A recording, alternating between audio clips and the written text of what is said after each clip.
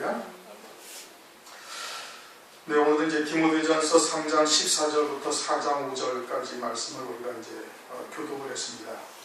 지난 시간에는 이제 그 감독, 목사, 장로의 직분과 집사의 직분에 대해서 이제 우리가 말씀을 상고했는데, 쭉 나와 있는 말씀들이 이제 생활에서 어떠한 열매들이 맺혀져야 되는가를 이제 말씀을 하고 있는 겁니다. 그러니까 목사나 또는 장로나 또는 집사는 이러한 일정한 수준의 그러한 이 믿음의 자리에 있어야 합당한 거예요. 그냥 아무나 세울 수 있는 것이 세워서는 아니 되는 겁니다. 이 교회 안에서 집사의 직분을 세우는 것도 마찬가지고 목사가 되는 것도 마찬가지예요. 그런데 이제 마지막 때가 되어지니까 뭐 너도 나도 그냥 다 주의 종이라고 다 서가지고서는 이제 엉뚱한 쪽으로 하나님의 말씀들을 해석하고 또 이런 일들이 벌어지니까 이제 문제가 자꾸 생기는 것이죠. 이제 마지막 때가 되었다는 증거입니다. 누구나 다 종이 되고 있다. 마지막 때가 되었다는 증거예요. 하나님의 종이라는 그 표적이 뭐예요? 말씀이에요. 하나님의 말씀을 통해서 온전한 진리 가운데로, 오늘도 뭐 진리의 기둥과 터라고 이렇게 말씀하시지만 온전한 진리 가운데로 인도할 수 있는 그러한 말씀을 하나님이 택하신 종에게는 반드시 주십니다. 하나님의 종이신데 하나님께서 하나님의 종인데 하나님께서 그리고 주시지 아니할 리가 절대 없죠. 그럼에도 불구하고 사람의 계명으로 살고 있다? 그것은 하나님의 온전한 부름받은 종이 아니고 소명을 받은 종이 아니고 또는 소명을 받은 종이라 할지라도 변질된 종이 되는 것이죠. 하나님의 종은 그렇게 누구나 다 될 수 있는 것이 절대 아닌 겁니다. 그 다음에 이제 집사들에 대해서도 얘기를 했고, 이것이 이제 한 아내의 남편이다 라는 것이 이제 집사나 감독이나 똑같이 말씀하고 있는데, 그것이 남성만을 의미하는 것은 아니다 이겁니다. 그 앞뒤 문맥이나 전체적인 흐름을 봐서 그것은 가정의 그런 순수함을 또 순결성을 지켜야 되는 것이지, 뭐 첩이나 드리고 가정생활이 복잡하고 뭐 그냥 두 집 살림 세 집 살림하고 이래가지고는 안 되고, 뭐 이후를 밥 먹듯이 하고 뭐 어쩌고 저쩌고 이래서도 안 되고, 이러한 것을 의미하는 것이지 남성이어야 된다 또는 여성은 안 된다 이것을 말씀하고 있는 것이 아니다 이겁니다. 그러니까 그 앞에 이제 남자와 여자에 대해서, 남편과 아내에 대해서 쭉 이제 2장 끝부분에 이렇게 말씀을 하신 겁니다. 이제 그러고서 이제 14절, 내가 속히 네게 가기를 바라나 이것을 내게 쓰는 것은 만일 내가 지체하면 너로 하나님의 집에서 어떻게 행하여야 할 것을 알게 하려 함이니. 이제 사도 바울이 디모데에게 이제 에베소로 속히 가기를 바라고 있는데, 혹시 속히 가지 못할 경우에는 하나님의 집, 다시 말하면 교회에서 어떻게 행하여야 할 것을 지금 알려준다 이겁니다. 이게 교회라는 곳이 어떠한 곳이다 라는 것을 디모데에게 지금 얘기해주고 있는 거예요. 그렇게 교회는 반드시 이뤄해야 된다 이겁니다. 이 집은 어떤 집? 교회죠. 살아계신 하나님의 교회다. 그렇게 말씀합니다. 하나님의 교회라고 하면 될 텐데 그냥 하나님의 교회라고 하지 아니하고 살아계신 하나님의 교회다 이겁니다. 영원한 생명으로 살아계신 하나님의 교회. 그렇게 교회도 역시 마찬가지로 영원한 생명으로 살게 하는 곳이 교회여야 되는 거예요. 간단해요.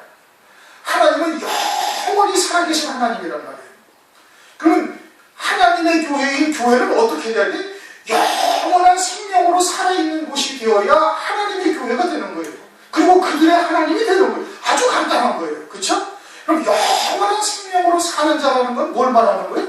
그건 부활의 생명, 그리스도 안에 있는 새 생명으로 사는 거예요. 육신의 생명으로 사는 것이 아니라, 육신의 목숨으로 사는 자가 돼요. 그리고 교회에 나올 때 예배는 어떻게 돼야 된다? 영과 진리로 예배를 드려야 된다 이겁니다. 이것이 아주 간단한 문제인데 이게 해결이 안 되는 거예요, 교회가. 이게 해결이 안 되니까 그 다음에 경건이 뭔지를 모르는 겁니다. 그래서 그것이 비밀이다 이렇게 말씀하고 있는 거예요. 그게 아는 것 같은데, 교회들이 다 아는 것 같은데 실제 삶에 있어서는 그것이 하나도 나타나지 아니하는 거예요. 살아계신 하나님의 교회란 말이에요. 그렇게 살아계신 하나님의 교회인이 교회에 나온 하나님의 백성들은 살아계신 하나님이 누구신지를 잘 알고 있어야 돼요. 그럼 살아계신 하나님이 뭐예요? 영원한 생명으로 살아계신다 이겁니다. 그 하나님의 교회는 영원한 생명으로 사는 자들의 모임이 되어야 되는 거예요. 그러니까 이제 거듭난 자가 되어야 되는 것이고, 거듭났을 뿐이 아니라 늘 자기의 십자가를 지고 정과 욕심을 못 받고, 이게 이제 계속 따라가는 겁니다. 그리고 사도 바울처럼 나는 날마다 죽노라 고백하는 그와 같은 신령이 되어져서 부활하신 주님 안에서 사는 자로서 이렇게 살아가는 자가 되어져야 그것이 교회요, 그들의 하나님이 되고 하나님의 백성이 되어지는 것을 말하고 있는 거예요. 그것이 하나님의 살아계신 하나님의 교회라는 뜻이에요. 그러한 교회는 진리의 기둥이 있어야 된다 이거예요. 진리의 기둥. 기둥이 있어야 되는데 그 기둥도 진리의 기둥이어야 된다. 지금 그렇게 말씀하고 있는 겁니다. 복음과 진리는 다르죠. 복음은 예수 그리스도께서 다 이루어 놓으신 구원을 믿는 것이에요. 하나님의 의를 믿는 거예요. 그래서 로마서 1장 17절 복음에 나타난 하나님의 의는 그것은 예수 그리스도를 하나님의 의를 믿음에서 믿음으로 이르게 한다 그렇게 말씀하죠. 그래서 의는 오직 믿음으로 산다고 해요. 그러니까 복음이라는 것은 예수 그리스도를 믿는 것이 복음이고, 진리는 예수 그리스도를 믿는 자들로 하여금 영생의 열매를 맺게 하는 말씀이 진리인 거예요. 그러한 진리가 교회 안에 있어야 된다라고 지금 말씀을 하고 있는 겁니다. 그것이 진리의 기둥이라고 말씀하고 있는 거예요. 베드로전서를 보면은 갈라디아서 2장을 보면은 내게 주신 은혜를 알므로 기둥과 같이 여기는 야고보와 게바와 요한도 나와 바나바에게 교제의 약속을 하였다. 이게 교회의 기둥인데 기둥같이 여기는 야고보, 게바, 요한이라고 이렇게 말씀하고 있어요. 그러면 그 사람이 기둥이라는 뜻인가요? 그런 뜻이 아니라 베드로와 야고보와 요한 속에 있는 하나님의 말씀, 그 진리의 말씀이 기둥이 되는 거예요. 진리가 기둥인 거예요. 사사기서 16장을 보면은 삼손이 이제 붙잡혀갑니다. 삼손이 붙잡혀가 블레셋 사람들에게 붙잡혀가는데 블레셋 사람들이 삼손의 눈을 다 빼버리고 그래가지고는 자기들이 이제 여흥을 돋우고자 삼손을 자기들의 신전으로 이제 불러내죠. 그때 삼손이 자기를 인도하는 자에게 두 기둥 사이에 자기를 세우라 해가지고 기둥 사이에 세워가지고 그때 하나님께 기도하며 그 기둥을 갖다 무너뜨려요. 그래가지고서는 그때 죽인 방백과 블레셋 사람들이 삼손이 살아생전에 그 이전에 죽였던 자보다 훨씬 많더라. 그렇게 이제 사사기 16장에 말씀하고 있어요. 그 기둥이 무너뜨려버린 거예요. 누가? 삼손이. 그럼 그 기둥은 어떤 기둥이에요? 블레셋 사람들의 신전의 기둥이거든요. 우상 섬기는 자들의 기둥이다 이겁니다. 그런 기둥이 우상 섬기는 신전에 있는 거고, 진리의 성전에도 하나님의 교회에도 진리의 기둥이 있는 거예요. 그러면 우상을 섬기는 자들의 그런 기둥은 뭘 말하는 거예요? 이제 그것이 뒤에 나오는 겁니다. 미혹해 하는 영과 귀신의 가르침, 이 두 기둥인 거예요. 그럼 우상을 섬기는 자들의 신전에 있는 기둥이 뭐예요? 미혹해 하는 영과 귀신의 가르침을 말하는 것이고, 하나님의 교회에서의 기둥은 진리의 말씀이 기둥이 되어지는 거예요. 그럼 교회는 반드시 진리가 있어야 되는 겁니다. 그 다음에는 터라는 거예요. 교회가. 터라는 것은 고린도전서 3장 11절을 보면은 예수 그리스도가 터다, 기초다 그렇게 말씀하고 있어요. 예수 그리스도 위에 진리의 기둥으로 세워져야 그것이 온전한 교회가 되어지는 겁니다. 진리가 잘못되어지고 혼잡된 말씀, 변질된 말씀, 이런 귀신의 가르침 같은 것이 있으면 그것은 교회예요? 아니에요? 그건 교회가 될 수가 없는 거예요. 교회는 살아계신 하나님의 교회는 반드시 진리의 말씀이 있어야 되는 것이고, 아울러서 예수 그리스도가 터가 되어야 되는 거예요. 그런데 성경에 다른 예수가 있다고 말씀하고 있지 않습니까? 다른 예수. 예수는 예수인데 다른 예수예요. 하나님의 말씀에 기록된 예수가 아니라 다른 예수를 섬기는 자들이 있다 이겁니다. 그 다른 예수가 뭐냐? 요한일서 4장을 보시면 요한일서 4장 1절부터 4절까지의 말씀을 쭉 보면은 영들을 다 믿지 말라. 그리고 하나님께 속한 영인지 시험해봐라. 그러면서 육체로 임하신 육체로 오신 것을 믿는 자가 그것이 하나님께 속한 영이고, 육체로 오신 것을 신하지 아니하는 영이 있다. 그것은 적그리스도의 영이다. 세상의 영과 미혹의 영과 하나님의 진리의 영을 이것으로 분별한다 이겁니다. 예수는 다 믿어요. 예수는 다 믿는데 육체로 임하신 것을 믿는 자가 이게 하나님께 속한 영이다 이겁니다. 육체로 임하셨다? 그것은 뭘 말하는 거예요? 하늘 위에서 독생자로 계시다가 그리고는 이 땅에 육신을 입고 오셨다는 거예요. 그런데 그것을 온 세상의 교회들이 다 믿는다고 이야기를 합니다. 그런데 실상은 그렇게 독생자가 하늘 위에서 성자의 영으로 계시다가 이 땅에 육신을 입고 오신 것을 믿는다는 것은 무엇을 말하는가? 그것은 그리스도는 모든 믿는 자들의 대표인 겁니다. 아담은 모든 인류의 조상이고 그리스도는 모든 믿는 자들의 대표예요. 그리스도가 나는 하늘에서 있다가 이 땅에 아버지의 뜻을 이루러 내려왔고 그리고 아버지의 뜻을 이루고는 나는 다시 아버지께로 돌아간다. 그렇게 말씀하시는 이유는 뭐예요? 우리들도 그리스도의 대표이신 그리스도와 같이 하늘에 있다가 아버지의 정하신 때에 육신을 입고 이 땅에 와서 아버지의 뜻을 이루고 다시 나중에 육신의 장막을 벗고 아버지께로 간다라는 것을 우리에게 가르쳐 주시기 위한 것이지, 독생자 예수 그리스도 그분만을 말씀하시는 것이 아니거든요. 그 얘기하실 필요가 없지 않습니까? 마찬가지로 독생자가 성자의 영으로 하늘나라에 계시다가 하나님 아버지와 함께 계시다가 이 땅에 육체로 임하신 것을 믿는다는 것은 뭘 믿는다는 거예요? 우리도 아들의 영으로 아버지의 나라에 있다가 하나님이 정하실 때에 육체를 입고 이 땅에 왔다. 그러니 우리의 본향이 어디라는 거예요? 우리의 본향이 하늘나라라는 얘기지. 그것을 믿는 자가 하나님께 속한 영이다 이겁니다. 아니면은 다 어떻게 믿는가? 그것을 보지 못하는 자. 그냥 예수님은 독생자로 하늘나라에 성자로 계시다가 이 땅에 육신을 입고 왔다는 걸 그들도 믿는데 그렇게 얘기하는 자들, 그렇게 우리처럼 그렇게 우리의 대표로서 그리스도가 우리 믿는 자들의 대표로서 우리에게 그것을 나타내고자 하신 것임을 깨닫지 못하는 자들은 어떻게 믿느냐? 세상에서 육신의 부모를 따라서 내가 낳았는데 그렇게 세상에서 나서 하나님의 은혜로 내가 예수를 믿어서 그래서 구원받았다라고 생각을 하는 거예요. 그거는 육체로 임하신 예수를 믿는 게 아니에요. 무슨 얘기인지 이해가 되셨어요? 육체로 임하신 성자 하나님이 하늘에 계시다가 육체로 임하신 것을 믿는다는 것은 그분은 그리스도인의 대표로서 우리에게 계시해 주는 거예요. 그것은 우리도 하늘에 있다가 아들의 영으로 있다가 이 땅에 육체를 입고 하나님이 정하신 때 보내심을 받아서 아버지의 뜻을 이루고 나중에는 장막을 벗고 하늘나라에 갈 하늘이 나의 본향이다 라는 것을 깨닫고 거듭난 자요 하늘에 속한 자로서 믿음으로 살아가는 자가 되어져야 이것이 하나님께 속한 영이다 이겁니다. 그것이 성령의 인도하심을 받는 것이고, 육체로 임하신 것을 부인하는 자, 그 육체로 임하신 것을 부인하는 교회가 어디 있어요? 없단 말이에요. 그냥 그 문자적인 의미로서 그것을 부인하는 교회는 없어요. 물론 이제 캐톨릭이나 이런 데서는 그것을 좀 부인하는 경향이 많습니다. 그러나 이제 일반적인 기독교는 개신교는 그걸 믿지 않습니다. 다 성자 하나님의 육체를 입고 이 땅에 모시고 그분은 하나님이시요 또 사람이라고 이렇게 믿고 있는 거거든요. 그러니까 문자적으로는 그것을 다 믿는 거예요. 그러나 그것을 말씀하고 있는 것이 아니라 그 이면의 의미를 말씀하고 있는 거예요.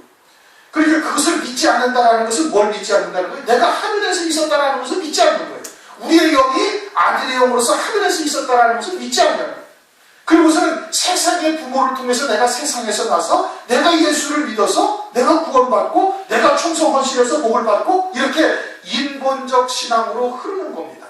그것이 그러니까 미혹의 영이요 적그리스도의 영이다 라고 요한일서 4장에 말씀을 하고 있는 거예요. 그게 그러한 터는 그는 미혹의 영에 속한 거예요. 그건 귀신의 가르침에 속한 거예요. 그건 하나님의 살아계신 하나님의 교회가 아니다 이겁니다. 그러니까 반드시 진리와 영생에 이르게 하시는 하나님의 말씀과 육체로 임하신 것을 믿는 그와 같은 교회여야 그것이 온전한 교회다. 지금 이 뜻인 겁니다. 15절 말씀이 그런 내용인 거예요. 16절 크로다 경건의 비밀이요. 그렇지 않다 하면요. 이 경건의 비밀이 참으로 대단히 엄청난 하나님의 아주 비밀이다 이겁니다. 그럼 그 경건이라는 것이 뭐냐? 그럼 경건과 반대가 뭐냐? 그것이 4장 7절에 8절에 나와 있는 겁니다. 4장 8절 한번 읽어보시겠습니다. 시작. 육체의 연습은 약간의 유익이 있으나 경건은 엄사의 유익하니 금생과 내생의 약속이다. 그렇게 육체와 경건의 반대가 뭐예요? 육체예요. 경건으로 사는 것은 이제 뒤에 나오지만 영에 속한 자로서 믿음으로 사는 것이고, 육에 속한 자는 육체의 경건을 육체의 연습을 하는 거예요.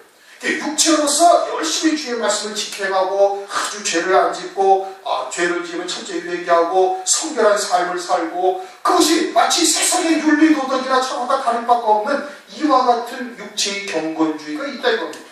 예수 안에서. 그것이 뭐예요? 그것은 경건으로 사는 것과 전혀 다른 거예요. 경건의 반대가 뭐예요? 육으로 사는 거예요.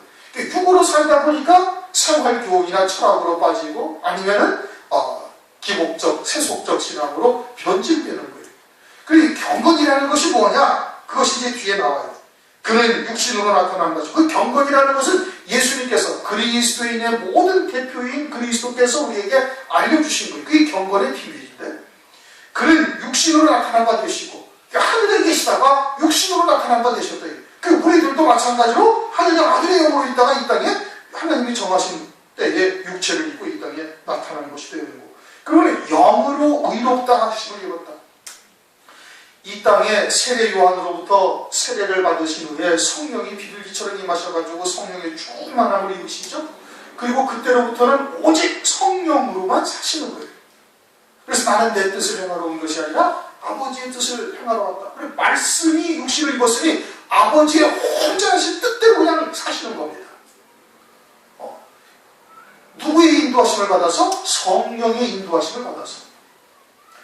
그것이 육체로 임하셨으나 육체로 나타나신 바 되시고 영으로 의롭다 하심을 입으시고, 그래서 의롭다 하심을 입은 거예요. 영으로 성령으로 아버지의 뜻을 이루며 사시다가 의롭다 하심을 입었다라는 건, 의는 뭐예요? 부활이라고 말씀드렸죠. 요한복음 16장 10절. 의가 뭐냐? 의는 내가 아버지께로 가니 너희가 다시 나를 보지 못한다. 그리고 하나님 앞에 부활의 신령한 몸으로 아버지의 영광을 그대로 다 누리 받으시면서 그 아버지 앞에 선 것이, 그것이 의인 거예요.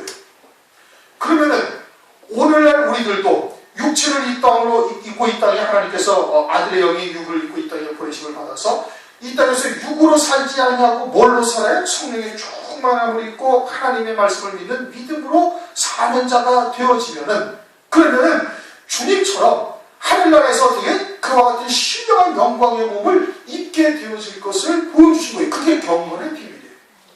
그 육으로 사는 거예요? 영으로 사는 거예요? 영으로 사는 거예요. 땅에 속한 자예요? 하늘에 속한 자예요? 하늘에 속한 자예요. 그래, 행함으로 사는 거예요? 믿음으로 사는 거예요? 믿음으로 사는 거예요. 그 다 아는 것 같지만은 이걸 모르는 거예요. 깨닫지를 못하는 거예요. 그러면 전부 다 육으로 치우쳐서 살고 있다 이겁니다.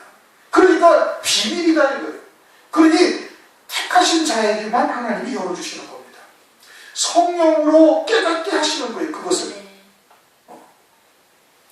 그러니 일반적인 교회들도 다 자기들도 진리의 기둥 가운데 또는 그리스도의 터 위에 하나님의 교회로 세워진 것이고, 그리고 하나님을 믿는 믿음으로 다 살고 있다. 믿음으로 산다고 다 얘기합니다. 그런데 우리가 이 말씀을 가만히 들여다보고 생각해보니 과연 믿음으로 사는 것이, 아니, 그걸 믿음으로 산다면 오늘 오전에 말씀드렸던 것처럼 먹을 것, 입을 것, 마실 것이 우리의 관심사요 신앙의 목적이 절대 될 수가 없는 거예요. 될 수가 없는 것이죠. 영으로 사는 자인데 어떻게 먹을 것, 입을 것, 마실 것을 신앙의 목적으로 삼고 그것을 위해서 헌금하고 그것을 위해서 충성할 수가 있어요. 그것을 위해서 11조와 감사의 예물을 어떻게 드릴 수가 있어요. 그거 아니란 말씀이에요. 그런데 자기들도 어떻게? 믿음으로 산다고 그러는 거예요. 자기들도 교회되는 거예요. 하나님의 교회되는 거예요. 살아계신 하나님의 교회되는 거예요. 그런데 이 말씀을 듣다 보면 아니 전혀 경건의 비밀이 무엇인지를 깨닫지 못하는 거예요. 경건으로 살지 아니하고 뭘로 사는 거예요? 육체로 사는 거예요. 육체로 연습하면서 살아가는 거예요. 그러니 하늘나라에 올라가서 어떻게? 슬피 울며 이를 갈미 있게 되어지는 것이죠. 영으로 의롭다 하심을 입으시고 천사들에게 보이시고, 왜 천사들에게 먼저 보이셨어요? 영신령한 몸이시니까. 그러니 영체인 천사들에게 먼저 보이시고, 그 다음에 막달라 마리아에게 보이시고, 제자들에게 보이시고, 그렇게 해서 만국에 전파되고, 이방인, 모든 이방인까지 다 전파되시고, 세상에서 믿은 바 되시고, 요게 참 묘한 말씀. 세상에서 믿은 바 됐다. 썩어질 것만 바라보고 살던 세상에 속한 우리들에게 믿음으로 사는 것이 무엇인지를 알게 하셔서 믿은 바 되게 하시는 거예요. 믿음의 주요. 누가? 그리스도가. 히브리서 12장이죠. 믿음의 주요. 또 온전케 하시는 이인 예수를 바라보자. 믿음의 주가 되시는 거예요. 믿음으로 산다라는 것이 무엇인지를 그분이 보여주신 거예요. 그래서 세상에서 믿은 바가 되게 하시는 거예요. 믿음으로 사는 길이 무엇인지를 알게 하시고, 영광 가운데 올리시는 아버지의 온전하신 뜻을 다 이루셔서 하나님 보좌 우편 영광에 이르는 길을 우리에게 알려주신 거예요. 하나님은 이렇게 하지 아니하셔도 그냥 하나님이셔요. 그렇죠? 굳이 이것을 기록해서 우리에게 알려주시는 이유는 그리스도인들로 하여금 그와 같은 영광의 자리에 어떻게 이르는가를 알게 하시기 위해서 기록하신 겁니다. 하나님은 내가 하나님이라고 인정해줘야 하나님이 되시는 거 아니에요. 모든 하나님의 백성들이 가서 하나님을 찬송하여야 하나님이 되시는 거 아니라는 말씀이에요. 하나도 기록하시지 않으셔도 아무런 성경 말씀이 없다 할지라도 하나님은 그냥 하나님이셔요. 우리 모든 인생들이 다 하나님에 올라가서 하나님께 영광을 돌리고 하나님께 찬송하고 할렐루야 하지 아니하시고 하나님은 홀로 영광으로우시고 홀로 영원히 영광 중에 계신 분이에요. 그런데 이렇게 기록하는 이유는 뭐예요? 그분의 백성된 우리들로 하여금 어떻게 그와 같은 하나님 나라의 하나님의 영광에 참여할 수 있는지를 갖다가 우리에게 가르쳐 주시는 건데, 그러니까 경건의 비밀이다라고 지금 말씀하고 계시는 거예요. 경건이 뭔지 이해가 되셨습니까?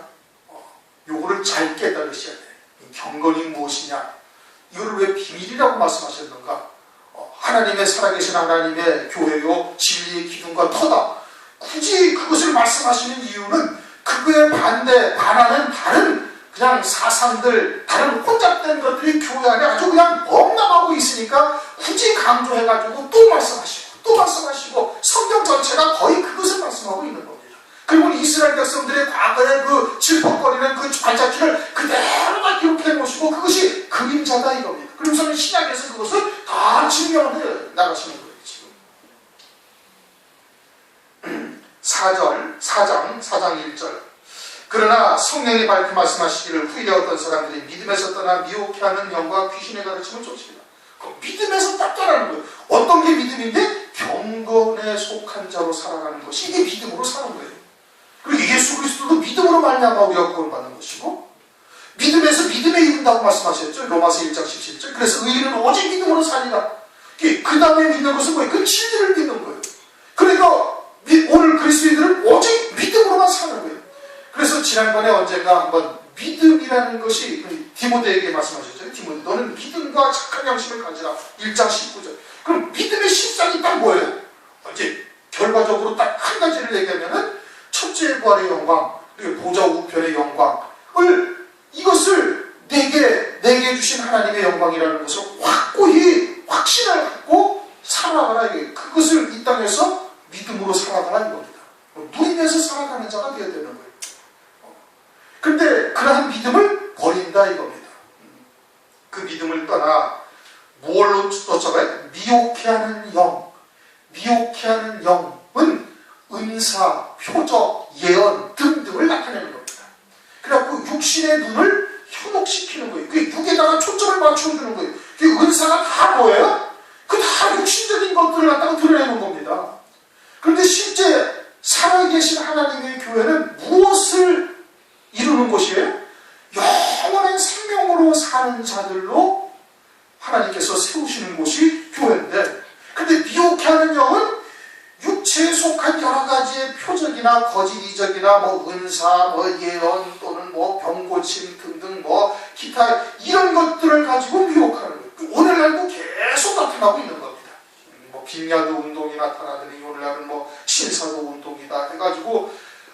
하나님의 백성들의 이 경건의 비밀을 깨닫지 못하는 자들을 계속해서 미혹해서 어떻게 하는 거예요? 실족시켜버리는 거예요. 마지막 환란의 때는 어떻게 된다고? 환란의 때는 엘리야처럼 막 하늘에서 불을 내리잖아요. 하늘에서 불을 내려요. 그러니까 하늘에서 불을 내리니까 그렇게 은사를 줬던 사람들이 거기에 다 넘어가 버리는 거예요. 뭐 그보다 더 확실한 표적이었어요. 내가 엘리야라는데, 성경에서 말한 그 엘리야라는데, 그리고 표적으로 하늘에서 불이 내려와가지고 그냥 또란 물을 다 핥아버리고 막 양고기로 갖다가 물을 갖다가 12통이나 부었던 번제물이 싹 불로 싹 사라져버렸는데 그건 사람이 할 수 있는 일이 아니잖아요. 그러니까 이스라엘 백성들이 엘리야 앞에 막 다 꼬꾸라져 버리는 겁니다. 똑같은 역사가 마지막 때도 이루어지는 거예요. 그런데 이 열왕기상 18장을 자세히 들여다보면 그 표적이 중요한 것이 아니고, 하나님께서는 가뭄을 주시고 그와 같은 표적을 베푸신 것은 이스라엘 백성들로 하여금 그 마음을 돌이키게 하시기 위함이다, 이렇게 설명하고 있습니다. 패역하고 참으로 하나님을 떠난 이스라엘 백성들을 돌이키시려고 그와 같은 은사를 베푸신 것이지, 은사, 표적, 이것이 주된 것이 아니다. 교회도 마찬가지잖아요. 무슨 병 낫는 것이 중요한 거야? 하면 그런데 결국은 죽죠. 교회는 영생이 초점이 되어야 되는 것이지, 육신의 병 낫고 세상에 복된 것 찾고 무슨 인격이나 어쩌고 저쩌고, 이것은 세상 종교들이 추구하는 말이지, 교회는 그게 아니다. 교회는 살아계신 하나님의 집이다. 영원한 생명으로 살아계신 하나님 앞에 영원한 생명으로 사는 자로 세우는 곳이 교회인 거예요. 그런데 육신에 병 낫고 어쩌고 저쩌고, 그게 미혹하는 양이에요. 귀신의 가르침은 뭐예요? 그건 혼잡된 말씀인 거예요. 귀신의 가르침, 거짓 선자들, 하나님의 말씀을 살짝 바꿔가지고 아주 기복적인 신앙이나 아니면 그런 세상의 철학이나 윤리도덕과 같은 그런 바리새적 교훈 혹은 사두개적 교훈으로 누룩을 섞은 떡으로 멸망케 하는 역사를 일으키는 게 귀신의 가르침인 거예요. 2절, 자기 양심이 화이 맞았어요. 양심이라는 것은 하나님의 백성으로서의 양심을 말해요. 그럼 하나님의 백성으로서의 양심이 있어서 선과 악을 분별한다라는 것은 뭘 말하는 거라고 그랬어요? 영생에 이르게 하시는 하나님의 말씀인지 아니면 그것을 실족해 하는 것인지를, 그걸 분별하는 것이 양심을 가진 자예요. 세상에서의 양심이라는 것은 도덕적인 것을 말하는 것이고, 성경에서 말씀하시는 양심이라는 것은 영생에 이르는 말씀인지, 영생에 이르는 길인지, 아니면 멸망에 이르는 길인지, 생명과 사망의 길을, 무엇이 생명의 길이고 무엇이 사망의 길인지를 분별할 수 있는 것이 양심이에요. 선과 악을 분별하는 것이 양심이다. 근데 그 양심이 어떻게 됐다고? 화에 맞아버린 거예요. 마비가 돼버린 거예요. 마비가 돼서 자기들이 사람의 계명으로, 귀신의 가르침으로, 미혹의 인에 쫓아서 가고 있는데, 이것이 멸망의 길이라는 것을 전혀 알지도 못하고 느끼지도 못하는 겁니다. 성령이 완전히 소멸되어 버린 것이죠. 그러니까 우리가 데살로니가 전서에도 말씀하고 있잖아요. 성령을 소멸치 말라 이겁니다. 자기로 계속 살게 되어지면 성령이 소멸되어지고, 자기로 계속 살게 되어지면 육체로 사는 것이 되어져서 은사로 빠지고 미혹의 영에 속하고 귀신의 가르침에 넘어갈 수가 있는 거예요. 그러니까 예수를 믿는 자들에게 성령을 부어주셨는데 그 성령을 소멸하지 말라. 성령은 무엇과 함께 일하신다고요? 진리와 함께 일하시는 거예요. 성령은 진리니라.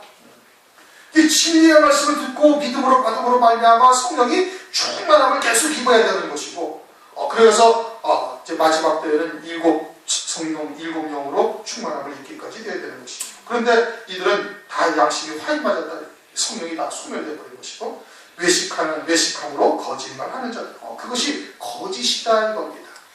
진리가 아니다. 은사나 그런 바리새인의 누룩, 사두개인의 누룩이 들어간 그와 같은 떡은, 그것은 진리가 아니고 거짓이다. 혼인을 금하고 식물을 빼앗을 터이나, 혼인을 금하고, 이제 초대교회 때 이런 금욕주의자들이 있었던 겁니다. 금욕주의자들인데 혼인을 금한다.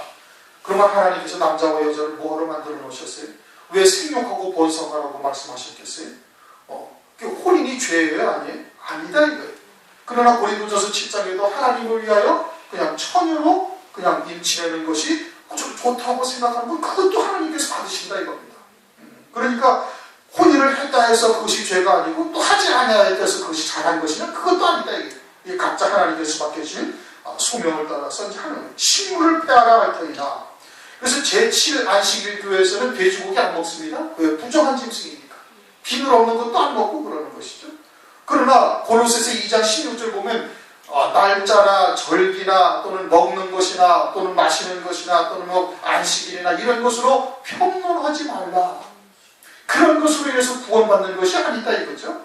그러게 먹는 음식 가지고 구원받는 것이 아니 그래서 이제 고린도전서 8장에 그렇게 나오는 겁니다. 우상의 제물에 대해서 나오는 것이죠. 우상이 아무것도 아니라고 전혀 하나님 말을 나의 하나님이 그 여호와 하나님만이 하나님이시라는 것을 확고히 믿고 우상은 한낱 피조물에 불과한 아무것도 아닌 존재라는 것을 그거 깨닫고 있는 자는 뭐 그런 거 전혀 상관이 없는 거예요.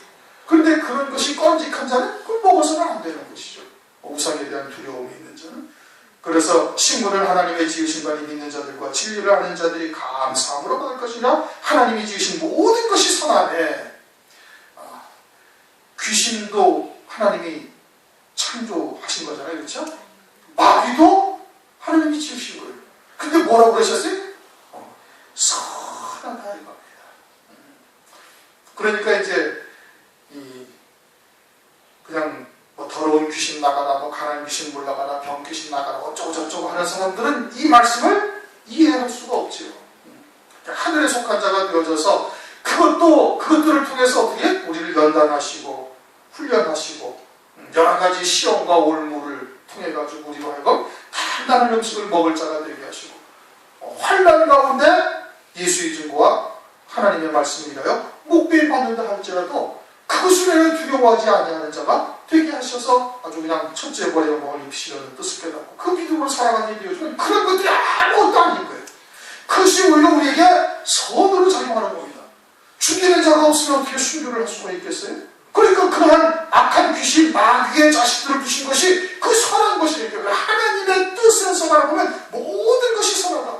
그리스도의 눈을 가지고 있으면 온몸이 다 밝다 이게. 그러면 우리에게 다가오는 고난, 우리에게 다가오는 환난도 뭐한 거예요? 선한 거예요. 그러니까 범사에 감사하라고 말씀하시는 겁니다. 음식도 역시 마찬가지. 근데 모든 것을 감사함으로 받으면 버릴 것이 하나도 없다. 5절 다 같이 한번 읽습니다. 시작. 하나님의 말씀과 기도로 거룩하는 집이다. 거룩이 뭐라고요? 거룩이 경건이에요. 하나님의 성품에 참여하는 거예요. 다시는 신의 성품에 참여하는 것이 되는 거예요. 어떻게 거기 참여한다? 하나님의 말씀으로 참여해요. 그 진리의 말씀으로 아버지의 뜻을 온전히 깨닫고 그 말씀을 믿는 믿음으로만 사는 자가 되어지면 내 안에 계신 그리스도로 사는 것이 되어지니 그것이 하나님의 성품에 참여하는 것이 되어지는 거예요. 영생의 열매 맺는 것이 되어지는 거예요. 아울러 기도는 왜 해? 그와 같은 아버지의 뜻을 알고 있지만 늘 연약해서 넘어지고 실족하는 우리의 모습을 바라보고 그의 이룰 수 있도록 하나님께 구하는 것이죠. 그게 아버지의 뜻대로 구하는 것이 되는 거예요. 그렇죠? 뜻이 하늘에서 이룬 것 같이 땅에서도 이루어지다라고 구하게 되어지니 그 뜻대로 하나님께서 이루어 가시는 것이죠. 좀 시간이 많이 돼서 그냥 빨리빨리 좀 지나갔는데 하나님의 말씀과 기도로 거룩하여지느니라 라는 것은 우리 교회에서는 먼저 여러 차례 비슷한 내용들을 많이 상고했습니다. 그러니까 이제 그 내용들은 더 자세하게 설명하지 않아도 충분히 이해하시리라 믿습니다. 우선 아버지의 뜻을 바르게 깨닫고 그리고 그의 이르도록 부단히 기도로서 하나님 앞에 나아갈 때 그럴 때 우리가 하나님의 성품, 다시 말하면 영생의 열매에 참여하는 자가 된다라고 지금 말씀을 하시고 있는 겁니다. 자, 이제 경건이 무엇이냐 이제 우리가 아주 정확하게 깨달았죠.